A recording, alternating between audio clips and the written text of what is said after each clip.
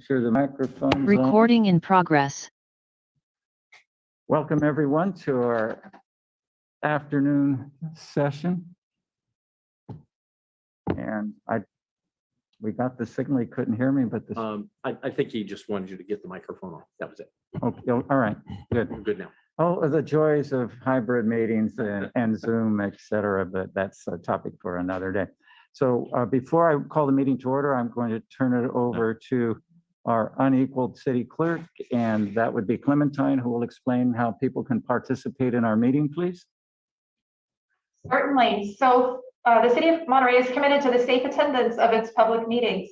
Masks are required for all who attend in person, regardless of vaccination status, except for those who are younger than 2 years old or have a medical condition that prevents wearing a mask. We ask that attendees in the council chamber keep their phones and devices muted to prevent audio interference and feedback with the hybrid meeting. And we continue to offer virtual methods for public participation in meetings. If you aren't joining us in person here in the council chamber, there are 2 ways to virtually participate. You can join the meeting directly on Zoom Gov using the Zoom app on your computer or mobile device, and you can also call into the Zoom meeting. To join the meeting on Zoom using your computer, smartphone, or telephone, use the link or phone number on the agenda at isearchmonterey.org. Since the meeting has started, you'll find today's agenda under the Recent tab. To call into the Zoom meeting, dial toll-free 833-568-8864 and enter meeting ID 160-772-9333 #. And if prompted to enter a participant ID, press #. Detailed instructions on using Zoom are available at monterey.org/public-meetings. To make a public comment using the Zoom app, you can virtually raise your hand by pressing the raise hand button at the bottom of your screen. If you dialed in by phone, raise your hand by dialing *9 and then unmute yourself when called upon by dialing *6. You must do both. Public commenters will be muted until it is their turn to speak. I'll call on each public speaker in the order of their hands raised. Please stay within the time limit that will be established for today's meeting, which we will show using a countdown timer on the screen. If you connected live on Zoom, the timer you see is accurate with no delay. Today's meeting is also streamed live on the city's YouTube account at youtube.com/City of Monterey with an approximate 10-second delay, and on Comcast Channel 25, which has up to 90 seconds of delay. As always, we look forward to receiving your public comment today. Oh, thank you, Clementine. You have that memorized yet? Oh, don't give me any nightmares. All right, we'll call our meeting to order. And Clementine, before I let you go, would you introduce your caring city council, please? Yes, Councilmember Albert. Here. Councilmember Hoffa. Here. Sorry, I had some problems with my mute button. Okay, Councilmember Smith. Present. Councilmember Williamson. Here. And Mayor Roberson. I'm here as well. Then Clementine, one more task, please, and if you will show the flag for those who are watching this by Zoom.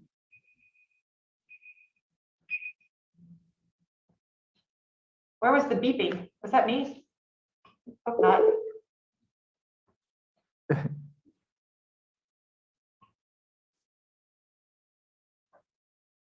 Can you see the flag?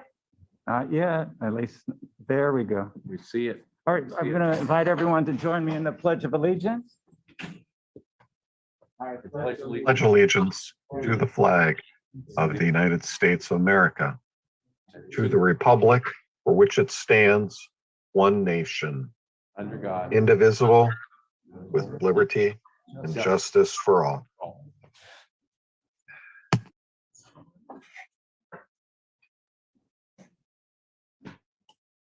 The first item on our agenda is something that gives me a great deal of pleasure, and that's to introduce, not that he needs any introductions, and that is our unparalleled state senator, John Laird. And John and I have known each other for a little while, and I very much appreciate you being here. For everybody, he's has several appearances and everything lined up, so we want to go right ahead. But thank you for being here. Thanks for what you do for your district, for education, our kids, the environment. housing, everything you do for us. And welcome. The floor is yours, sir. Well, thank you. Thank you very much, Mr. Mayor. I really appreciate that. And without being specific about how long we've known each other, we were each mayors at the same time, and it was the first time you Yeah. were mayor. And I know that I have a hard stop in a little bit, but so I'm going to try to jam a lot in. And it's been an entertaining afternoon because since I've been in Monterey County this afternoon, the governor has signed 3 of my bills. Oh, and so good. we were limited this year, and I landed 10 on his desk, and he signed 7, 8, and 9 this afternoon. He has 5 more days. And one of them really relates to cities and counties, and that is the organic waste diversion bill. And I was recognized at the League of Cities Convention for this, and it really gives cities and counties a 1-year relief from any enforcement on moving ahead on that, as long as people are making good faith efforts. But it really was used to leverage money. So there is at least $70 million in the money that will be available for local grants to help cities and counties implement. So that is really good. And the budget in general was different than any. I was budget chair most of my run in the state assembly. We never had a budget like this. And we had revenues that came in $75 billion above projections. And so half of it went 25, the equivalent of 25 billion is in reserves, and 12 billion went back to people that were really economically disadvantaged by the the pandemic. And then there were expansions for college student aid, 100,000 additional people, K through 12 education. And I know that a majority of the city council is or has been connected to education. And we brought K through 12 and community colleges and CSU and the University of California back to where they were before the pandemic, plus 5%. Then there's $7 billion in broadband to help for additional broadband coverage. There's additional childcare slots and increases in rates. There is $12 billion over multiple years for homeless money and Project Home Key and some of the things that really matter here. And fire, there's an incredible amount there for fire. So there are many things, and one of the things I'm working with local governments on now is how that money will get out the door, how people might be eligible, how it best fits them. And some of that wasn't specifically determined in the budget. And one of the issues that is at the top for you and everybody in the Monterey Peninsula is water. And I got a pot in for drought recovery in along the Central Coast, and it's not accessible to the next year. And I'm working with the finance department to move it up to this year. And if not, we'll work on that in early actions in the budget in January and February. And I know you have a specific issue that I have been working on, and I have talked to the State Water Resources Control Board personally about it. And the real problem we're having now is they are cutting people off from water all across the state because there's not water availability. And I think that is what is standing in the way of getting to a solution of this is I think they're not sure there's going to be enough water in the Monterey Peninsula, and they're going to find it hard to make changes to allow for things until that happens. And so, believe me, they're aware of it.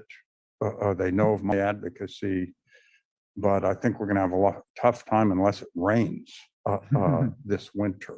So that is out there, and we have engaged on that. And I think the real issue, and I want to work with you going forward. So if there's issues like this, because this started before I got here, I want to help you frame it in the best way to have it considered, because I think initially there was some concern that we should try to go above the order, the cease and desist order or other things. And that's not going to work. It's going to be rearranging within the order that would allow that to happen. And whenever there's a similar thing, I'd like to start with you at the beginning and try to see what the best way is to frame it to be successful. And the other thing is obviously one of the things that would really lead to success is a water project of some sort on the Monterey Peninsula. And when I was natural resources secretary in the previous administration, we had an all of the above strategy, more storage, more conservation, more water recycling. We were trying to do it all and thought that was the best way across the state. And even when my office was instrumental in crafting the 2014 water bond, and we tried not to do earmarks. We tried to actually say, okay, there'll be more water created in recycling and more in storage, and people would only get it if they committed to provide water through that process, not because somebody just lined them up for a project. So that's something I want to work on. And then I know, especially from talking to the mayor and other city council members, that some of the housing bills were of extreme concern. And there were two in particular, SB 9 and SB 10. And both of them were amended significantly before they came out of the process. And SB 9, which allows for ADUs on single family lots, was amended so that cities can get involved and actually have an impact if there's a health and safety issue, historic preservation issue, and now I'm trying to remember what the third amendment was, but there was an additional amendment that really affects, owner occupancy. Yeah. And so that really narrowed that bill. Mhm, mhm. And I ended up voting for it. SB 10 was allowed more dense projects in transit corridors and override local land use, was amended so that it's voluntary. It can only be used if the city or county wants to use it. But there was an additional thing put in that allowed a 2/3 majority of the city council or board of supervisors to override a citizen initiative if it related to housing. And for me, that was just a bridge too far. So I voted against SB 10, and it was primarily that provision that did it. They both ended up passing with all the amendments. They were both signed into law. So now it'll be a question of of how they are implemented. And so I think as best I could, I just gave you some of the headlines coming out of this session. And the one bill the governor hasn't signed of mine yet has to do with EDD. That requires a recession plan that means we'll never head into another economic downturn without being ready at EDD. And it was a bipartisan bill. The Republican leader in the Senate was my co-author, and that's on the governor's desk. And we have a major fire bill he signed, which we just basically plan for prescribed fire, for fuels management, for force management, by whatever we put in the budget in a given year. And the press sort of has to beat out of the administration what was actually done. So now we have a 5-year plan, could be 10, adaptive, managed, complete disclosure of anything that's done by acres in that. And he signed that bill last week. So, and there were bunches of things I were able to do in the budget, two in Monterey County, which is money for the Garapata trails. And one of the funny things is I was corrected in a Facebook post on how I spelled Garapata, the Spanish word for tick, 2 R's, 1 T. And I tell the state staffer this when we got the money in for the trails. And so you got the 2 R's and the 1 T right, and then spelled it Garri. So it is misspelled in the budget, but it will get to the Garapata trails. And there's also an allocation for the bridges to be able to once again get to the lighthouse at the top of Point Sur. But then I worked with everybody in their individual issues, the drought money, and I hope to do it. And in the very limited time that's left, I'd be happy to answer any question about something that you were interested in that I didn't touch on. Okay, Councilmember Ed, Councilmember Dan. Well, you touched on it, and I would just encourage that we look forward to working with our neighboring communities, because we are all in the same water district. And you mentioned a capital project that would benefit us all. because we all know the problem and we talk about it quite often. So look forward to working with your office if we can partner with the other cities, because we very much would like to see a long-term sustainable project be doable that would benefit the entire region. Happy to partner on that. And the reason I have to go in a couple of minutes is I'm speaking to the city council of one of those cities by Zoom at 4:30. Yep. So I'm sure I'll get asked the same question. Okay, good deal. Thank you. Councilmember Dantley? Thank you for coming, Senator. I was at the League of Cities last week, and I was at a housing session, and quite a few cities were concerned about the housing elements and the amount of housing that they have to put in their city, place in their city. And I was just wondering that, because you mentioned about water, it's really difficult to meet that number if you don't have water in your city. So I was wondering if there would be anything from the state, any relief from the state in helping us with that issue. Good question. Not yet, but I have been pressing that exact issue. And it is, the thing about it is the state system doesn't recognize local issues. It's a cookie cutter for across the state. And right here on the Monterey Peninsula is water. In Santa Cruz, the 5,000 dorm units don't count as housing under the RENA allocation. And so it looks like they're doing one thing when another thing is actually happening. And then one of the bills that the governor signed of mine earlier was to help fund the Pajaro levee flood project. And there's another one where there's a flood insurance issue. Right now, there's only 5-year flood and protection. And Jimmy Panetta and I are partnering in getting this funded. And then they'll be required to build housing when the flood insurance might make it financially prohibitive until that project is done. So we're trying to figure out how you can take into account the individual needs. And it's hard, but I'm finding some traction with other senators because everybody seems to have an issue like that that's in their district. But thank you for raising it. And I think you won an award from the League of Cities. I Congratulations. did. Thank you very much. And that's in my first year. Hopefully I can top it in this time. Yeah, what have you done for us lately, right? Yeah, 1 year means you pass probation. You can stick around for a while. Oh, well, I promise not to be lazy after I pass probation. Yeah. This clock is 2 minutes fast, so we have you for 2 more minutes. Councilmember Tyler, question? Yeah, so Senator Laird, it's good to see you in somewhat of an official capacity here, and appreciate you coming. It's nice to have this this update, and hopefully in the future we can continue this trend and create that space for us. I think this is wonderful for the community and for us on the council. I did want to follow up on the water piece.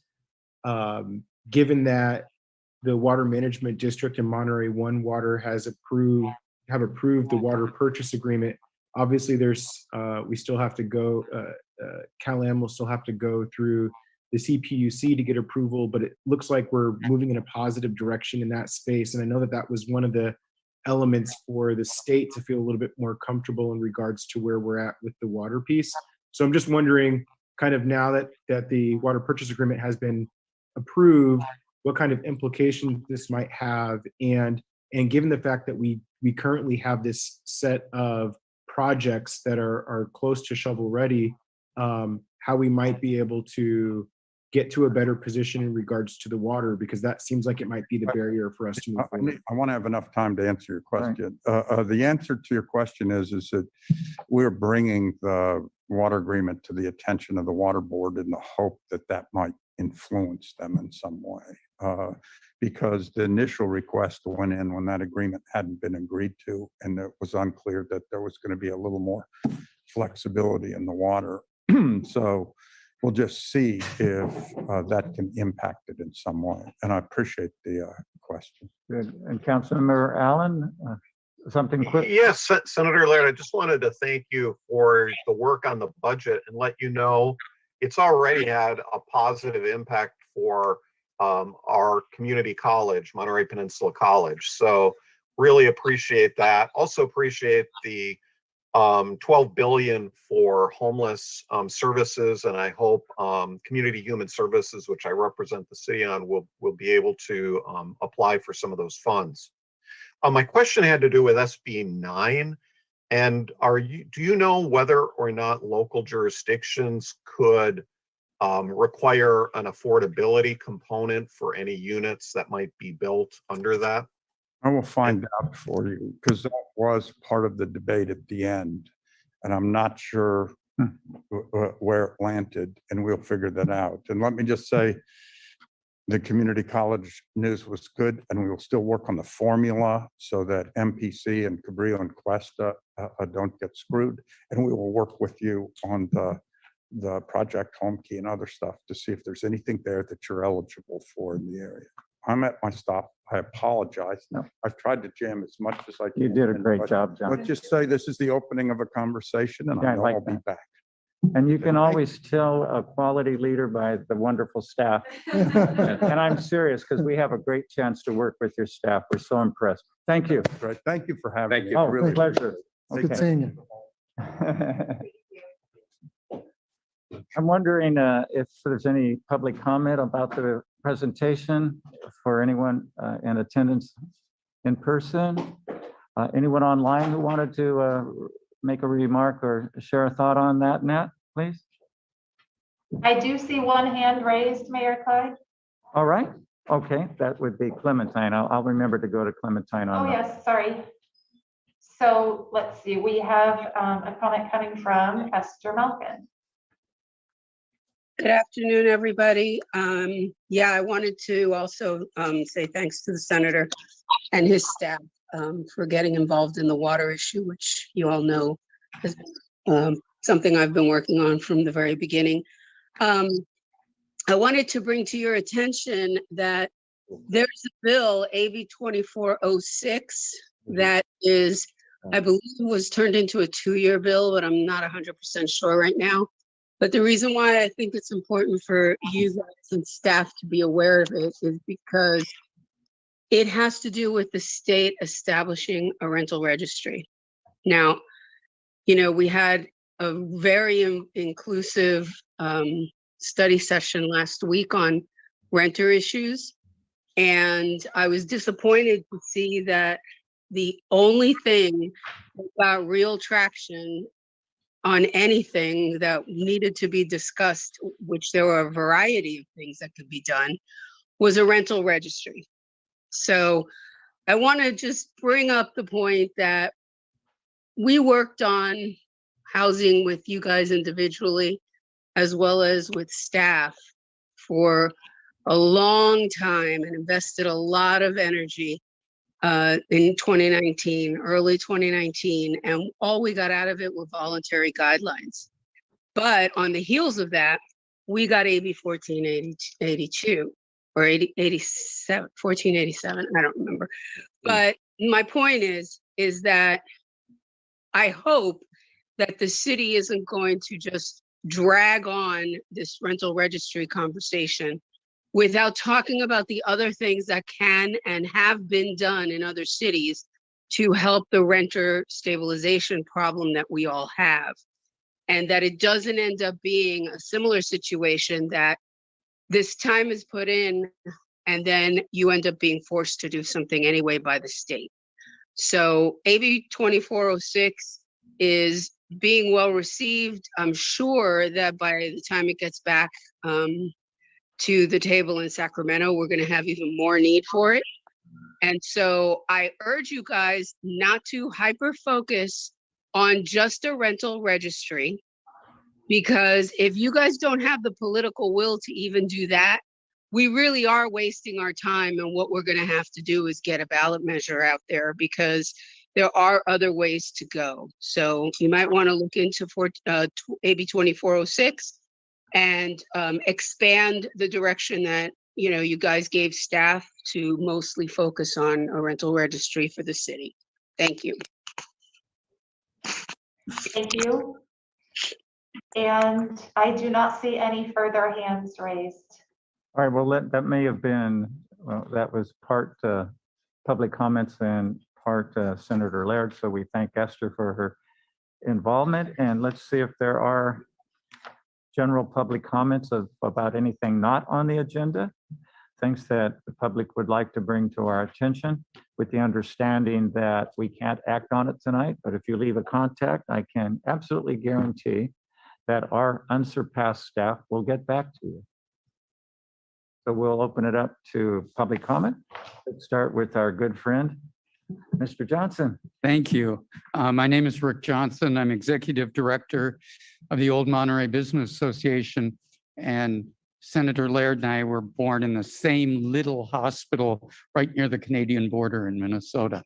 Oh, really? But I beat him to it by a couple of years. That's fun. I just wanted to thank you. I just left the farmer's market and it was quite a line of people getting vaccinated. Good. And I wanted to thank the mayor, the consul, the firefighters, certainly for what they're doing down there.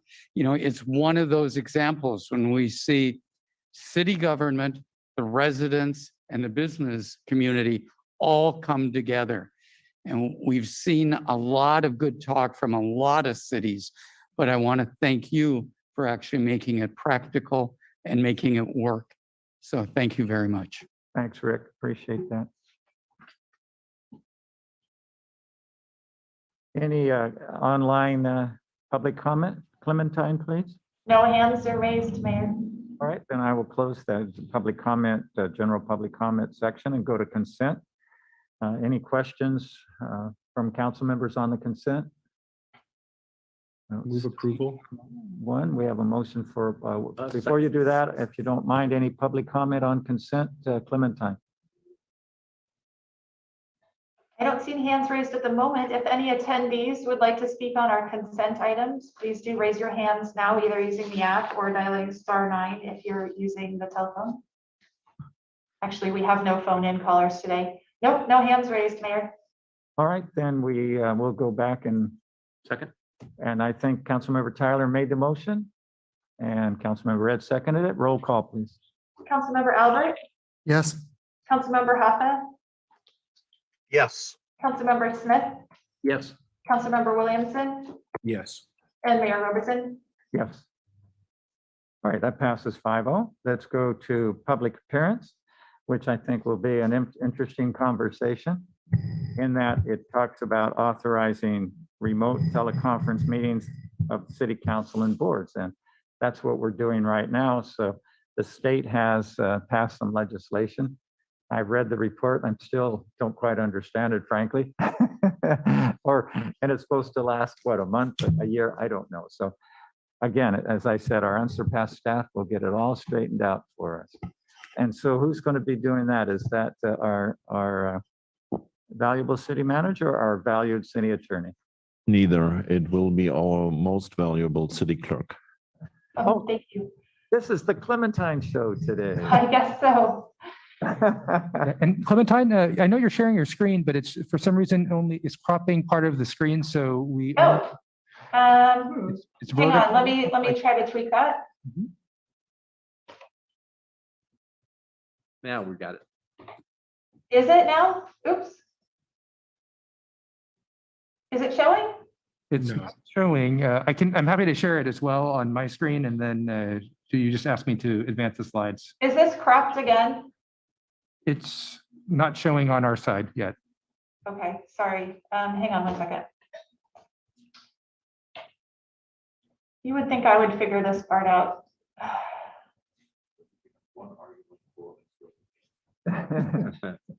Right. I'm switching screens. And if this doesn't work, then Nat, I would appreciate it, but I think this should work. Now, can you see it?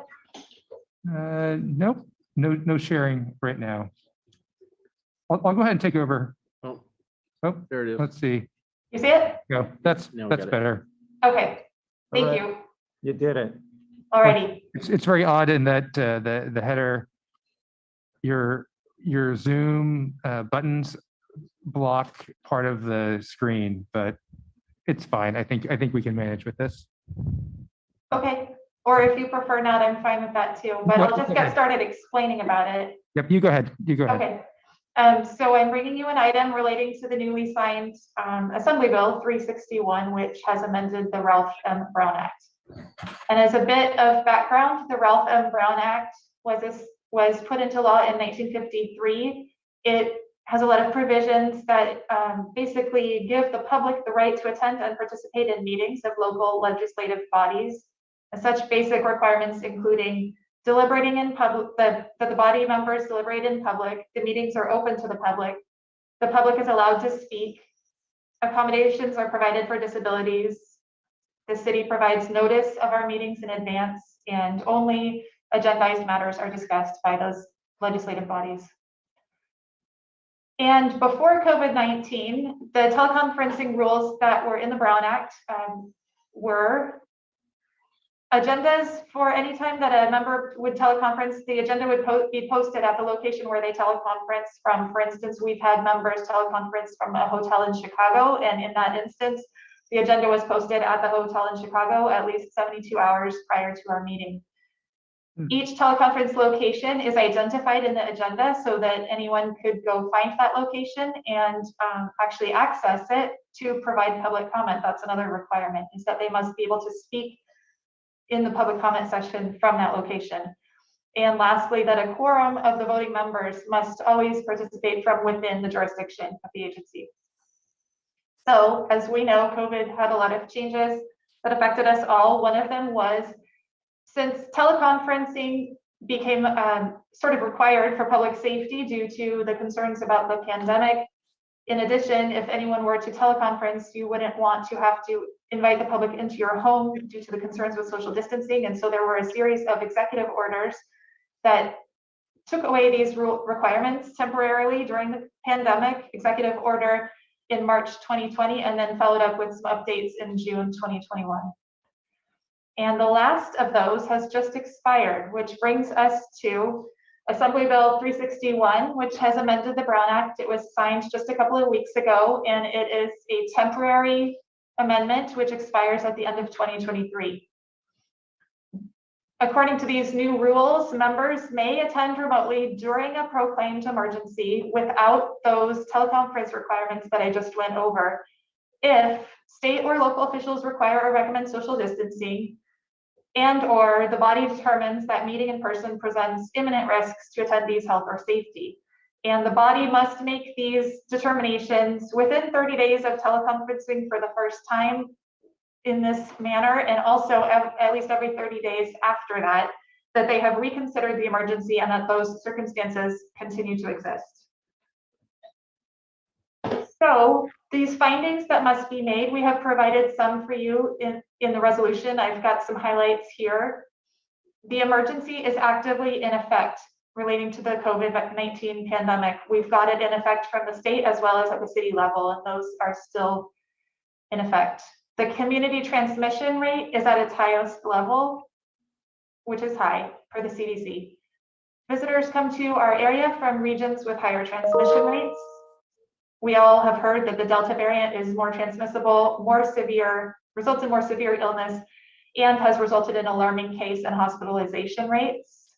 And the City Council is empowered to protect and has an important governmental interest in protecting the public health, welfare, and safety of public meeting attendees. And I wanted to briefly explain the kinds of access that we do provide with for teleconferencing, which is for full public access. We have toll-free telephone access, and we have people take advantage of that regularly. Free internet-based participation options. The Zoom that I'm on currently is an example of that. And during using these methods, members of the public can address you, the City Council, and our boards and commissions directly in real time. And in addition, we have observance options, which are also free and accessible, which are on cable access television on channel 25 and also YouTube whenever possible. So staff's recommendations today: number one, adopt the resolution authorizing the remote teleconference meetings for a specific 30-day period. That's part of the law. And we will, if you choose to do that, we will return to you regularly for future findings, as it has to be done at least every 30 days. And secondly, we would be interested to hear your feedback on the council's preferred public meeting format for the council and the boards and commissions. So currently this meeting is a hybrid meeting with virtual and in-person attendance. In the past, we have had virtual only due to the pandemic, and another option is in-person only. And I am happy to take questions. All right. One of my questions you answered in that I was looking at the resolution, and we have to do this once a month. And that's why the resolution was from October 5th, 2021 to November 4th, 2021. Yes, Obviously, every month we would reassess the emergency situation out there. That's the point, I think. yes. Okay, good. Thank you. And on the timing, one note is I might, if others support it, I might suggest that we do it a little more often. For one thing, with our meeting schedule for the next quarter, there are a few instances where it will be on every regular meeting because it's more than 30 days before the next meeting. Also, it would provide staff with more information, a longer buffer time where we would be able to properly public notice for upcoming public hearings. All right, so that would be fine. We'll make sure that's in the resolution. So the choices would be in person, the old-fashioned way, Zoom only, or the hybrid in person and Zoom. So those would be the three options that would be in front of us. Questions before we go to the public? I just wondering, is this going to be on the consent agenda moving forward, or is this something that's going to be a public? Sorry, I forgot what the category was. Public appearance. The public appearance, yeah. I've heard of some cities planning to put it on consent. I think we could do it either way. Okay. And then the second question I have is, there's been a lot of discussion kind of once we entered COVID around the idea of allowing public comments virtually beyond this hybrid or virtual environment. And so I think if I recall correctly, I remember Hans speaking to the idea of us converting to that format, but I just wonder, does that need to go through resolution, or is that just a procedure that we implement within the city? Tyler, I don't quite understand the question you've asked because, you know, senior millennial, I know you have a lot more knowledge about what you're talking about. So are you saying there's a fourth option here? No, it's almost a little bit separate to the extent of, let's say next month we decided to go back into all in-person council meetings. Okay. How do we go about making it official for us to continue to allow public comments to come in virtually? Okay. So that the public doesn't have to show up in person. Okay, I get that. That's the discussion that's going on, I know, throughout the state. Yeah, okay, thank you for that clarification. So are we able to answer that at this point? Is it up to state legislation? Where are we on it? Yeah, Councilmember Williamson characterized it correctly. That's something council can consider once we have finished the emergency situation caused by the pandemic. Right now in front of you is something that is really just pandemic related, but what Councilmember Williamson was talking about is the possibility for the council to keep certain options that you have now during the emergency declaration, during the active part of the emergency declaration and this law right now, to keep certain features on after we have passed that. So, and as he said, as he stated, that's a topic that council probably also has to pick up at one time. Got it. And wasn't there some state legislation with reference to that and they decided to drop it, or they only applied it to big cities? I forget. Yes, there's legislation out there that requires this for cities greater than 200,000 to have those kind of dial-in options still available and zoom-in options, but leave it to cities smaller than 200,000 to find their own best way of operating. Okay, good. Other questions before we go to the public? Councilmember Ed, please. Yeah, I have a question on, and I guess it's for Clementine or for Hans. On packet page 22, which is page 2 of the resolution, on the fourth resolution, it makes reference to the county with the 2 dates. So I'm just wanting to know, is that current council or current Monterey County Board of Supervisors? Because I thought that the whereas is in the ordinance that they instituted effective September 28th was dependent on the substantial versus the high. And it seems like we're making our agenda dependent on the county. And this could move. So two things. If we were going to continue this as consent moving forward, I would be concerned about tying it to something that's dependent from another body that may change. So is that currently accurate? And is that something that we need to have in our own ordinance? So I can clarify. There's one version of making the findings that can be done just based on the fact that the health department has issued this recommendation for social distancing and remote meetings. And if that were the case, if they took that recommendation away, then our situation would be different, is my understanding. And I have a slide on this, actually, maybe I'll pull it up. There's a different situation. So our recommendation is not tied to the county, actually. If you made the findings, if you make the findings, your findings and the state of emergency are what lets us do this, not the county document.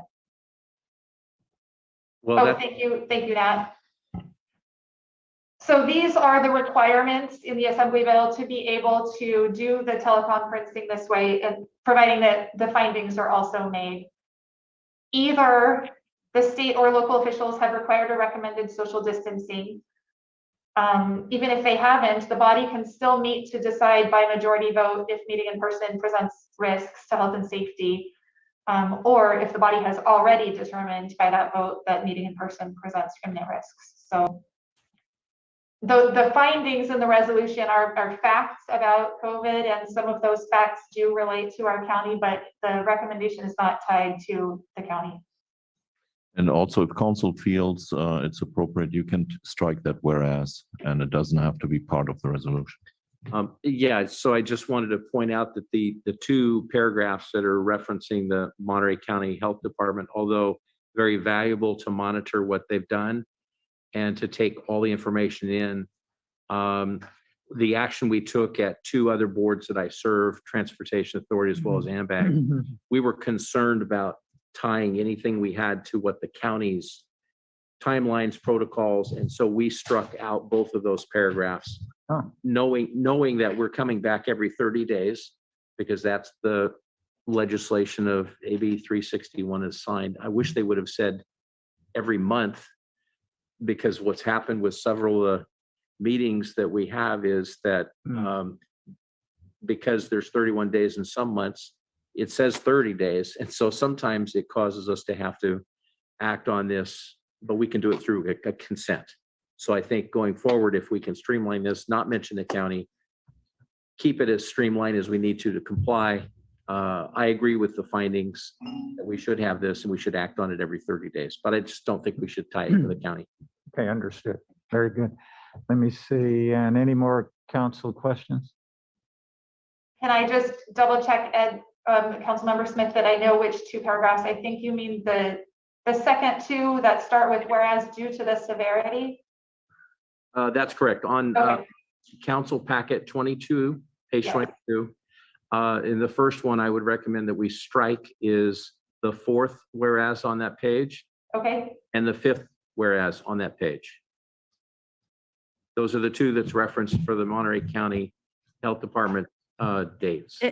I'm sorry to interject for just a moment, but it's not tying the decision to what the county is or isn't doing, but the city council is required to make findings that people's public health and safety are in imminent peril.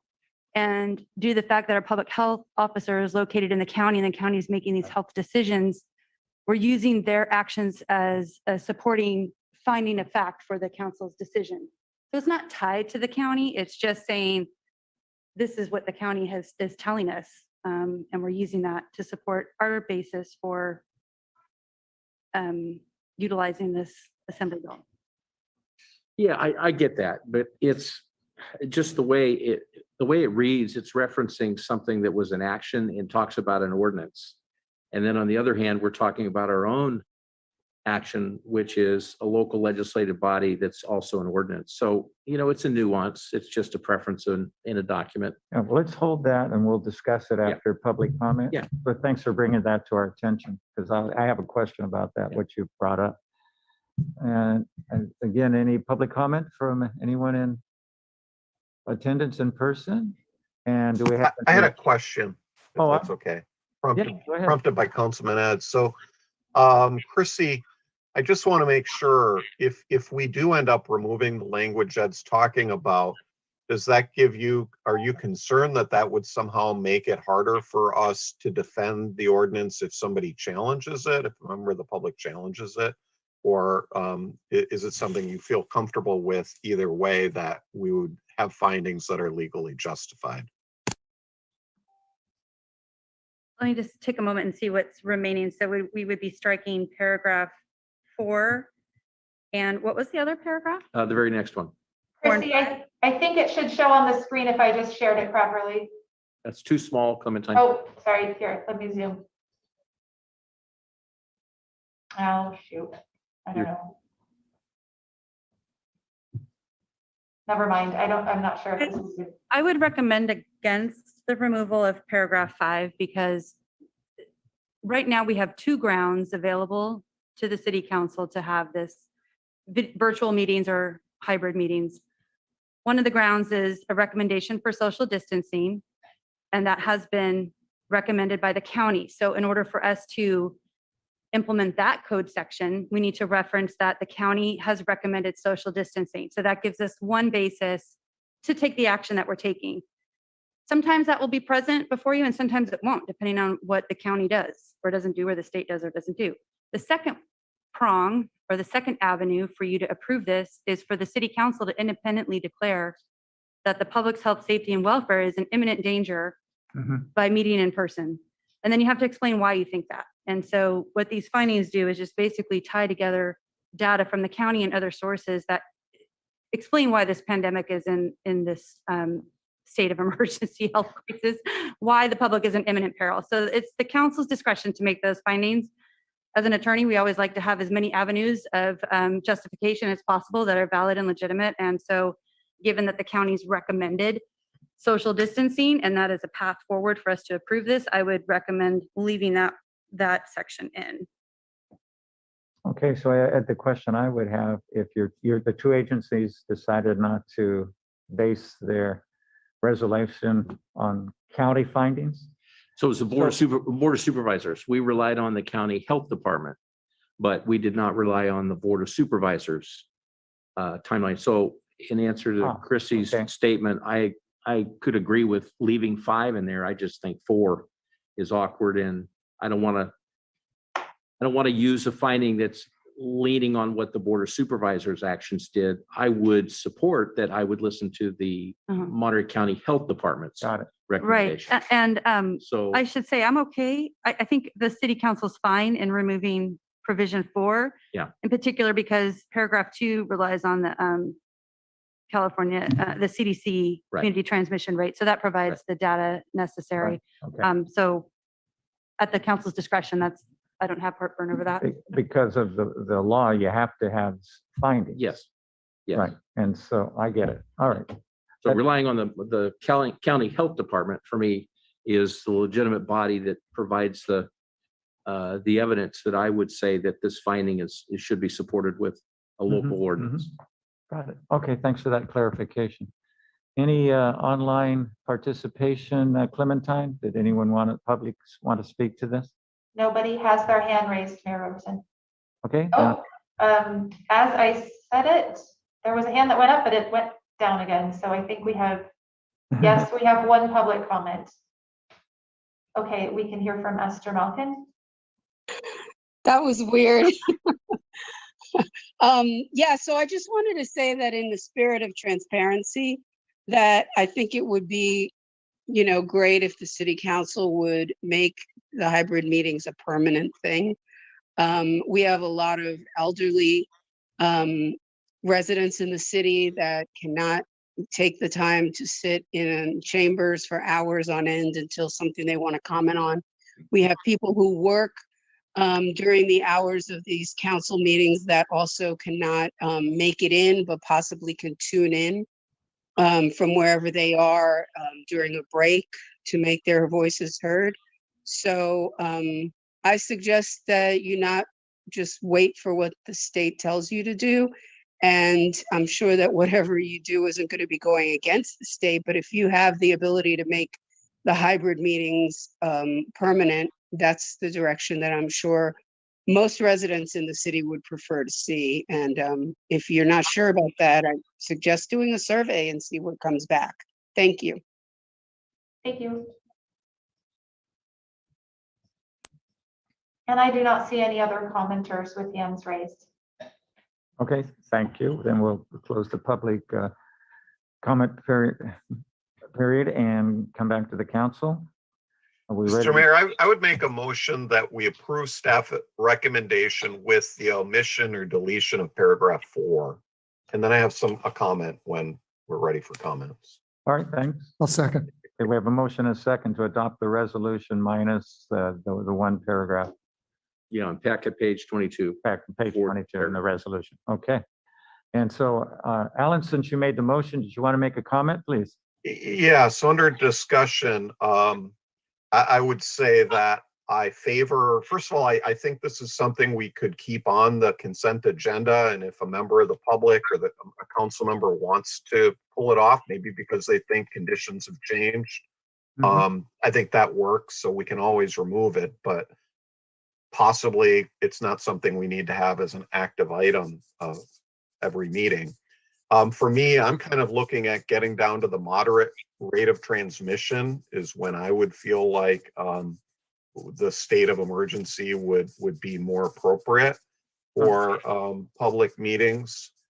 And regarding the subject Tyler brought up and Esther brought up, and maybe this is something for a future meeting, but again, since we're discussing, I think going forward, it would make sense in terms of public access to allow at least the public to be able to make their comments, in a remote way, the way we've been doing. So I would favor a hybrid model for the public going forward, regardless of the health conditions.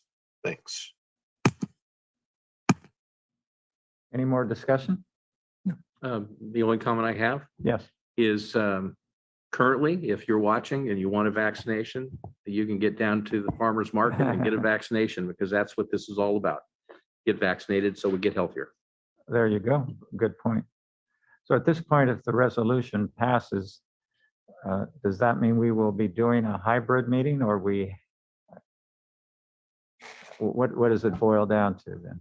So that's one of the things we were hoping to receive direction or at least feedback from you, whether. So It's really So tricky. my recommendation in the motion, I didn't realize I would have to clarify that in the motion, but that we would have a hybrid meeting. So that for people who maybe do not have health concerns, or maybe they don't have people in their family who are unvaccinated, they could be remote, but people who are comfortable and don't have those health concerns would be able to meet in the chamber. Okay, thanks for the clarification. So your motion is for the city to continue the hybrid model and then to adopt the resolution with the fourth whereas on packet page 22 eliminated. So the seconder okay with that, or? Yes, I am. Okay, Yeah, so I want to make sure we're clear on the motion. This is a motion for 30 days. This is not directing the staff to do anything else, right. changing hybrid permanently. This is for 30 days. Yes. Correct. Okay. Because And this is for the council as well as boards and commissions. The resolution is, but just wanted to double check that the direction for hybrid. Yes. motion maker and seconder agree to that? Yes. Yes, okay, good. And I think this is obviously the Brown Act state law. The revision to the Brown Act has been state law. The fact that we went to Zoom meetings was an executive order from the state, so we probably just need to stay tuned and find out what the state does going forward. All right, so if there's no more discussion, roll call, please. Councilmember Smith, Aye. Councilmember Williamson, Yes. Councilmember Albert, Yes, Councilmember Hoffa, Yes, and Mayor Roberson. Yes. All right. As always, very interesting, and may you live in interesting times, right? Council comments. Councilmember Tyler, you want to start us this evening, please? I will pass. Thank you, Mayor. Thank you. Councilmember Allen.